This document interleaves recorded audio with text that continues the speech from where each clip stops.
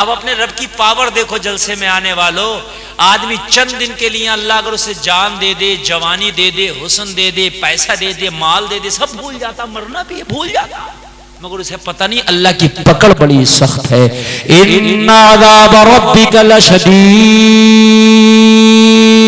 अल्लाह फरमाता तेरे रब की पकड़ बहुत सख्त है, तेरे रब का अजाब बहुत सख्त है।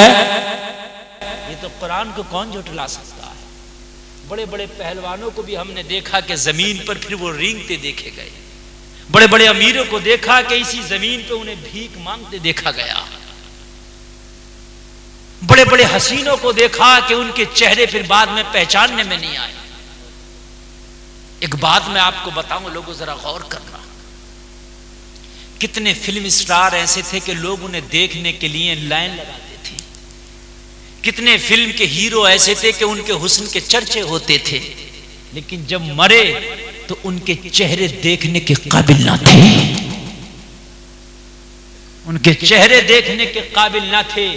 अल्लाह ने दुनिया में दिखाया कि तुम्हारे हुस्न के लोग कसीदे पढ़ते थे, तुम्हारे हुस्न पे लोग जाने फिदा करते थे, तुम्हारे हुस्न की लोग कसमें खाते थे, मगर जब मरे तो उनके चेहरे ऐसे हुए कि लोगों देखकर डर लगता था। मैं कितने फिल्मी स्टारों के तुम्हें ऐसे बता सकता हूं प्लीज, मगर मैं किसी को पर्सनल कमेंट नहीं करना चाहता। हकीकत बात यह है कि मेरे जुमलों में मैं हक्कानियत तक आपको हक्कानियत बयान करना चाहता हूं। ये लोगों जवानी चंद दिन की है, ये हुस्न चंद दिन का है। और मेरे नौजवानों, इस जवानी में रब की इबादत करो, बुढ़ापे की इबादत तो एक मजबूरी की इबादत है।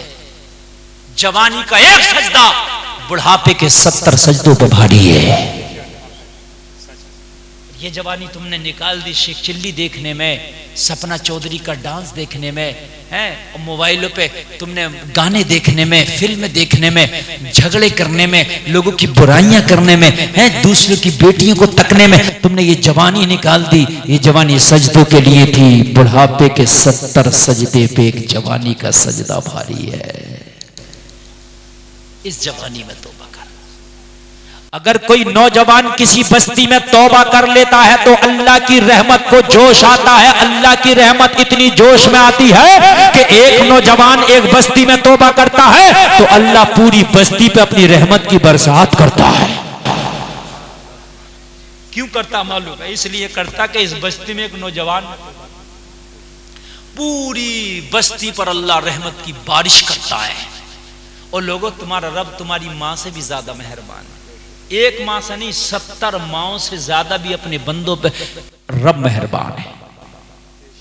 70 माओं से ज्यादा तेरा रब तुझ पर मेहरबान, फिर भी तू अपने रब को भूल गया, फिर भी तुझे रब का याद नहीं। हम आज बड़ा तकब्बुर करते हैं, बड़े गुरूर में है कि मियाँ मैं तो ये हो गया, मैं तो वो हो गया। और मेरे भाई, ये मुस्तफ़ा का सदका है कि आज अजाब नहीं आते, वरना गुनाह तो इतने हैं कि खुदा की कसम अभी हमारे ऊपर अजाब आ जाए। गुनाह इतने हैं हमारे कि हमारे ऊपर अजाब आ जाए, लेकिन हमारे गुनाह होने के बावजूद भी अजाब क्यों नहीं आते मुसलमानों? सिर्फ वजह यह है रहमतुल लिल आलमीन तुम्हारे दरमियान है, मुस्तफा जाने रहमत तुम्हारे दरमियान है। इस वजह से अल्लाह ने अजाब को रोक दिया, मगर ये अजाब मुअख्खर हुआ है, रुका है, खत्म नहीं हुआ है। मेरे जुमले पे आप और करना, अजाब डिले हुआ है, अजाब डिले हुआ है, लेकिन खत्म नहीं हुआ। हमारे गुनाह इतने हैं कि अजाब आ जाता, हमारी सूरतें मस्त कर दी जाती, हमारी बस्तियां तबाह कर दी जाती, हमारी बस्तियों में वीरानगी आ जाती, मगर नहीं। हम नमाज़ें छोड़ते हैं फिर भी खाना मिलता है, हम नमाज़ें छोड़ते फिर भी कपड़ा मिलता है, हम नमाज़ें छोड़ लें अल्लाह फिर भी साफ शफाफ पानी हमें दे रहा है। हम अल्लाह की नाफरमानियां करते मेरा मौला फिर भी इज्जत दे रहा। क्यों? इसलिए कि वो हर आलम की रहमत है, किसी आलम में रह जाते, ये उनकी मेहरबानी है कि ये आलम पसंद आया। ओ मुसलमानों, ये तुम्हारे नबी का करम है कि गुनाह करने के बावजूद तुम्हारे गुनाहों पर अभी पकड़ नहीं की गई है। गुनाहों की वजह से अजाब अल्लाह ने नहीं भेजा, इस अजाब को मुस्तफा की वजह से रोक दिया, रोका गया। मरने के बाद मैदान महशर में इसका हिसाब होना। बहुत खतरनाक मामला। रुक जरूर गया मगर खत्म ना समझना इसको।